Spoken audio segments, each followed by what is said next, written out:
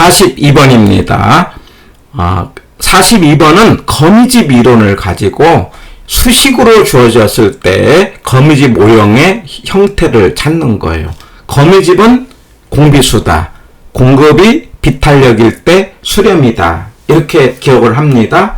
그리고 그림으로 이야기를 할 때는 공급곡선이 이렇게 서 있으면은 수렴이고 공급곡선이 누웠으면 발산이다.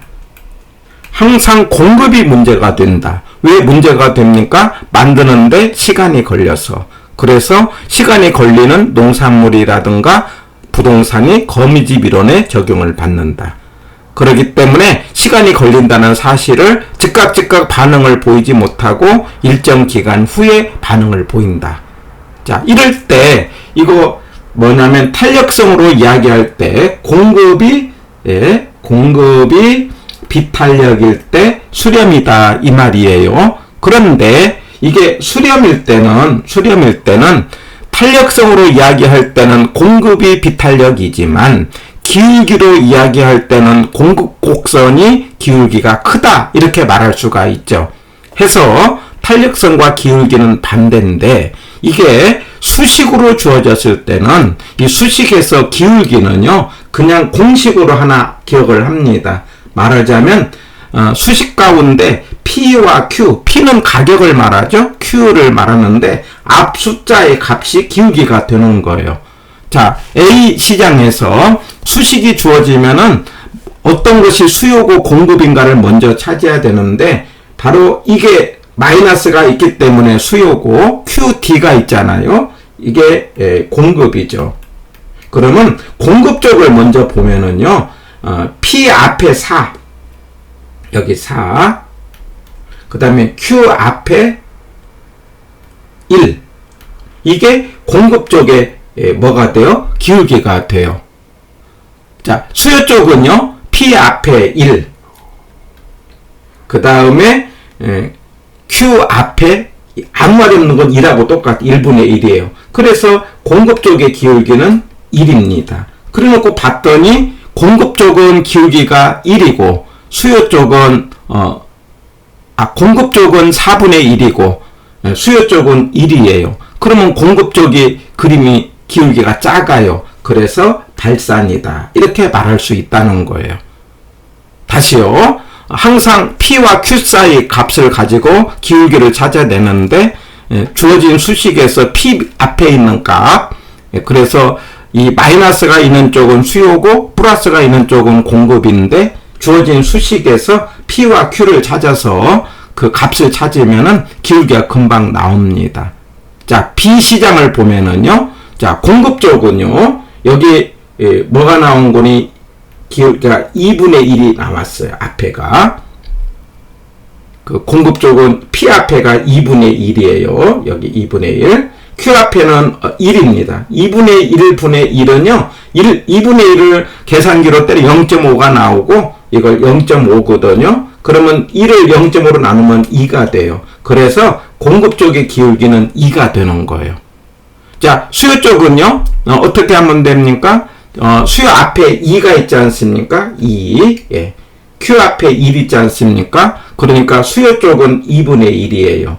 그러면 공급 쪽이 기울기가 크다 이 말이에요. 그래서 B는 수렴이다 이렇게 말할 수 있죠. 해가지고 A는 발산이고 B는 수렴이기 때문에 여기 42번의 정답은 4번이 되겠습니다. 자, 이런 식의 문제는 지극히 간단하게 풀 수가 있기 때문에 이거는 딱 기억하면 돼요. P와 Q 사이 앞을 우리는 P가 밑으로 가야 되죠. Q가 위로 가야 되죠. 기울기를 정해서 공급 쪽이 기울기가 이렇게 서 있다 그러면 수렴이고 이게 공비수 개념이에요. 그리고 공급 쪽의 기울기가 누웠으면 발산이다. 기억하셔서 한번 문제를 꼭 맞춰 보시기 바랍니다. 자, 43번입니다. 43번도 우리가 이제 수렴과 발산을 찾는 문제인데 대단히 쉽다. 자, 그러면 먼저 수요와 공급을 찾아갖고 QD가 있는 쪽이 수요입니다. 이게 식에서의 기울기는 P 앞에 숫자가 1이고 Q 앞에 1이에요. 그래서 수요 쪽은 1이고요. 그 다음에 여기서는 공급 쪽은 얼마가 됩니까? P 앞에 1이고 그 다음에 2가 되죠. 그러면 공급 쪽은 2가 되고 수요 쪽은 1이 되니까 공급 쪽의 기울기가 커요. 그렇기 때문에 이건 뭐가 된다? 수렴이다. 이렇게 말할 수 있죠. 답은 1번인데 그래서 첫 번째 것은 뭐라고 한다? 수렴 이렇게 말할 수 있어요. 자, 두 번째 것은요. B를 놓고 보면은요. 수요 쪽은 기울기가 얼마가 됩니까? 2분의 1이죠. 자, 이 앞에 여기 2하고 그 다음에 1이에요. 이게 수요 쪽이 2분의 1이에요. 공급 쪽은 어떻게 됩니까? 6분의 3이죠. 6분의 3은 2분의 1로 같죠? 그러니 같을 때는 순환이라고 말할 수 있어요. 그래서 B는 순환이다. 이렇게 말할 수 있습니다. 그래서 이게 수렴과 그 다음에 발산, 순환 이런 문제는 대단히 쉽게 접근을 하고 아마 문제가 쉬우니까 출제자가 하나 더 주었습니다. 대체제, 보완제 문제인데 대체제와 보완제는요. 우리가 딱 하나 기억하자고 그랬죠? 대체제는 4개를 기억합니다. 가수는 플러스, 수수는 마이너스, 그 다음에 가공은 마이너스, 하나 더 넣는다면 가는 플러스다. 이렇게 4개. 가수는 플러스, 가가는 플러스, 수수는 마이너스, 가공은 마이너스다. 자, 지금까지는 이제 30회 때는요. 30회 때는 가수가 플러스라는 관계를 갖고 대체제 문제가 나왔어요. 31회 때는요. 수수는 마이너스라는 말을 갖고 대체제 문제가 나왔어요. 그래서 33회 때는요. 제 생각할 때는 가공이 마이너스다. 여기까지를 기억을 하자. 라고 말할 수가 있어요. 이거는 29회 때 문제이지 않습니까? 그러면 31회 때는 가수로. 그래서 가격이 올라갈 때 수요가 증가해서 수요 곡선이 우상향한다. 이런 식의 지문이 나왔어요. 근데 이제 31회 때는요. 뭐라고 했냐면은 대체제 수요가 뭐라고 했는 거니? 감소하면 대상의 수요가 증가한다. 이런 문제가 나왔어요. 수수 문제가 나왔어요. 그런데 여기를 보세요. 여기는요. A의 가격이 뭐라고 했어요? A의 가격이 상승했어요. 그 다음에 B의 뭐라고 했죠? 여기 B의 수요가 하락했어요. 가수가 상승과 하락은 마이너스 아닙니까? 그러니까 가수가 플러스가 대체제인데 가수가 마이너스니까 이거는 보완제 관계다. 이렇게 찾아내자는 거예요. 다시요. A의 가격 상승, 그 다음에 B의 수요가 하락, 그러면 가수가 마이너스다. 마이너스라는 말은 무슨 말이에요? 반대다. 그러니 반대일 때는 보완제다. 가수가 플러스는 대체제, 가가가 플러스는 대체제, 수수가 마이너스는 대체제, 가공이 마이너스도 대체제. 기억해서 43번의 정답은 1번이 되겠습니다. 자, 체크 포인트로 한 번 더 정리를 해본다면은 거미집은요, 기울기로 이야기할 때는 공급 쪽이 기울기가 커야 된다. 근데 기울기는 P분의 Q 값을 말한다. 탄력성으로 이야기할 때는 공급 쪽이 작아야 된다. 이 말을 뭐라고 한다? 공비수, 공급이 비탄력일 때 수렴이다. 이렇게 하고, 그 다음에 우리가 이제 대체제 보완제를 따질 때는 먼저 뭘 따지자? 대체제를 기억해서 가수는 플러스, 가가가 플러스, 수수는 마이너스, 가공이 마이너스고, 대체제는 교탄이 플러스다. 보완제는 교탄이 마이너스다. 라고 기억을 하시면서 대체제를 딱 정리하고 반대로 가는 것이 보완제다. 이렇게 체크로 해서 대체제 보완제 문제는 무조건 한 문제 나오기 때문에 꼭 정리해 보시기 바랍니다. 44번 문제입니다. 44번 문제에서는 부동산을 두 가지 관점으로 접근을 하는데 하나는 투자 관점에서의 부동산, 또 하나는 거주 관점의 부동산. 그럴 때 44번은 투자 관점에서의 부동산이고 여기는 효율적 시장의 내용이에요. 효율적 시장이라는 것은 정보가 즉각적으로 가치에 반영된다. 이런 말이죠. 다시요. 효율적 시장의 정의가 뭐라고 한다? 정보가 즉각적으로 가치에 반영되는데 이게 약성시장, 중강성시장, 강성시장 이런 말을 합니다. 약성이라는 것은요. 과거의 정보가 반영되는 것 이런 뜻이에요. 그리고 과거의 정보를 분석하는 것 기술적 분석 그러는 거죠. 그래갖고 약성에서는요. 과거의 정보를 분석해도 초과임이 없다라고 기억이 뭐가 되는 거니? 약성이 되는 거죠. 과거 정보 갖고는 안 된다라고 하는 거예요.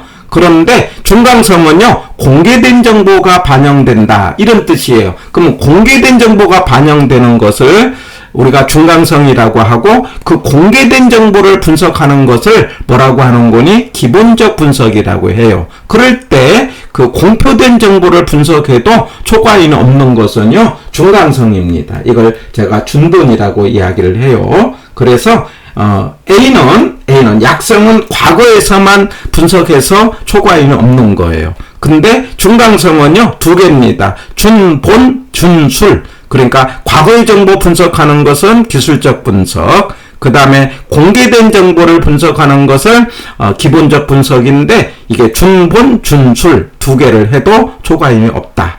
그 다음에 강성시장은요. 모든 정보가 포함된 시장을 강성시장이라고 하죠. 그런데 강성시장은 현실에 존재하지 않는다. 그럴 때 과거, 그 다음에 공개된 거, 그 다음에 공개 안 된 모든 정보를 분석해도 초과임이 없는 것은 강성이고 그래서 디귿은 강성시장이 되고 여기에 44번의 정답은 2번이 되겠어요. 약성은 뭐라고 한다? 과거 정보만 갖고는 초과임이 없다. 제가 기억할 때 초과임이 없는 거 약술 이렇게 하는 거죠. 약성에서는 기술적 분석으로 그 다음에 중강성은 두 개, 준본 준본은 뭡니까? 중강성에서 기본적, 공개된 거. 그 다음에 준술. 중강성에서 뭐라고 합니까? 그 과거 정보, 기술적 분석을 해갖고는 초과인이 없어요. 그리고 강성은 어떠한 경우도 없습니다. 그래서 이 세 가지는 초과인이 없다. 만약에 있는 걸 고르려면 두 가지만 기억하면 되는데 하나는 약본입니다. 약본은 약성에서 뭐냐면 기본적 분석, 그 다음에 공개, 안 된 정보가 있으면은 초과 이온이 있다. 이렇게 기억합니다. 다시요. 초과이온 없는 것, 약술, 준본, 준술. 그 다음에 공개된 뭐냐면 강성에서는 어떠한 경우도 초과이온 없어요. 그런데 초과이 있는 것 그럼 두 개, 약본, 약성에서 기본적, 공개 안 된 정보는 초과 이온이 있다. 이렇게 점검을 하고 44번의 정답은 2번이 되겠습니다. 체크 포인트로 한 번 더 정리를 하면은 효율적 시장이라는 말이 무슨 말인가? 정보가 즉각적으로 가치에 반영되는 시장. 세 개가 있는데 약성이 있고 중강성이 있고 강성이 있다. 그럴 때 과거 정보가 포함된 거 약성, 중강성은 공개된 정보, 모든 정보. 조심할 것은 정상 이유는 다 있는 거예요. 그럴 때 과거의 정보를 분석하는 것 기술적 분석, 공개된 정보를 분석하는 것 기본적 분석, 그 다음에 아예 초과임이 없기 때문에 정보 분석이 필요 없다라고 하는 게 강성. 자, 여기서 초과임이 없는 거 3개, 약술, 준본, 준술. 초과임 있는 거 2개, 약본, 그 다음에 공개 안 된 정보. 이 정도를 정리를 하고요. 현실에는 중강성까지만 있고 강성이라는 것은 가장 이상적이고 현실에는 존재하지 않는다. 이렇게 정리하시면 되겠습니다. 45번입니다. 틀린 거 됐네요. 1번 중강성 효율적 시장은 공표된 것이든 그렇지 않는 것이든 어떠한 정보 이미 가치에 반영되어 있는 시장이다. 자, 이거 틀렸죠? 이런 시장을 뭐라고 한다? 강성이라고 하는 거고, 그래서 45번의 정답은 1번이 되겠어요.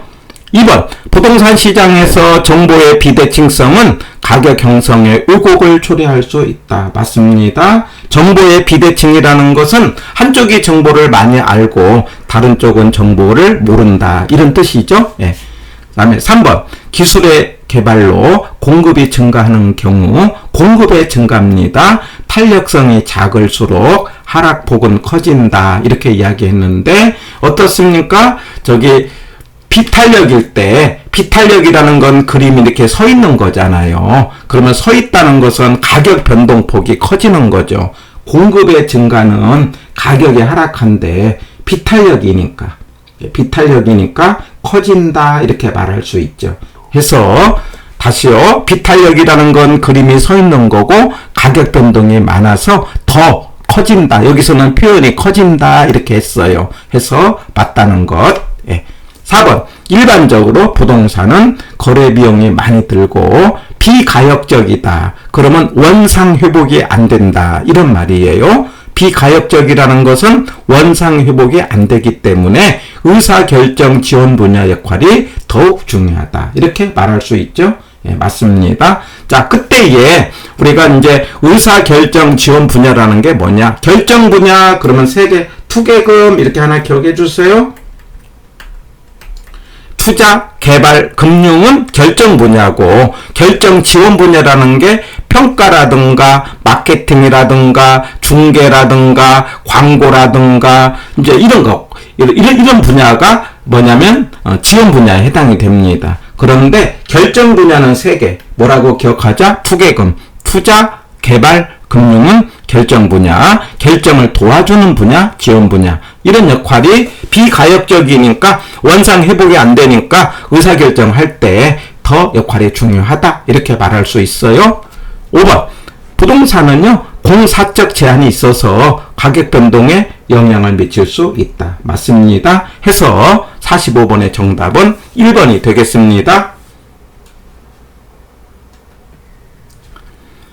46번입니다. 부동산 시장에 관련된 걸로 틀린 거 됐어요. 자, 여기는 효율적 시장과 효율적 할당과의 관계예요. 이게 효율적 시장 그러면 정보가 즉각적으로 가치에 반영된다. 이렇게 말할 수 있어요. 그래서 그 정보가 과거의 정보는 약성이고 공개된 정보는 중강성이고 모든 정보는 강성이다. 이렇게 말할 수 있고 효율적 시장의 종류가 3개가 있다. 이런 말이에요. 그런데 효율적 할당 그러면 초과이윤이 없다. 이런 뜻이에요. 그러므로 투기도 없다. 그래서 효율적 할당이 아니다. 초과이윤이 있다. 투기가 있다. 그래서 부동산 시장에서 투기가 존재하는 이유는 효율적 할당이 아니기 때문이다. 이 점은 기억하시고요. 두 번째는요. 완전 시장과 효율적 할당과의 관계예요. 완전 시장이라는 것은요. 완전 시장, 완전 경쟁 시장 이 말은요. 조건이 정, 동, 진, 다, 공매 이런 것들의 조건이 들어가요. 우리가 정동진 기억하자고 그랬어요. 정보가 공개된다. 동질이 다수다. 진퇴가 자유롭다. 다수의 매도자, 매수자가 있다. 그리고 공매를 인정한다. 공매는 빌려서 팔고 나중에 똑같은 걸 갚는다. 이런 개념이에요. 그런데 부동산은 공매가 인정되지 않죠. 부동산은 불완전이죠. 그런데 완전 경쟁에서는요. 이렇게 조건이 많다는 것은 조건이 많으면 대상이 적어요. 그래서 완전 시장은 범위를 적게 보고 효율적 할당은 초과임이 없는 거니까 범위가 많아요. 그래서 완전 경쟁은 효율적 할당이다. 이렇게 말할 수 있다는 거예요. 자, 그러니까 완전 경쟁 시장은 항상 효율적 할당이 될 수 있다 말할 수 있어요. 자, 그런데 불완전 시장은 완전 경쟁이 되는 것은 아니에요. 그렇지만 효율적 할당이 완전 경쟁 시장이 되는 건 아니에요. 자, 그런데 이 지문이 가장 중요하죠. 불완전 시장도 뭐가 없으면 초과이윤이 없으면 할당 효율적 시장이 된다. 이 지문. 다시요. 완전 시장은 효율적 할당이다. 이렇게 말할 수 있어요. 그런데 역으로 효율적 할당은 완전 시장이다. 이렇게 말할 수 없다는 것. 그러나 불완전 시장도 뭐가 없으면 초과이윤이 없으면 효율적 할당이 된다.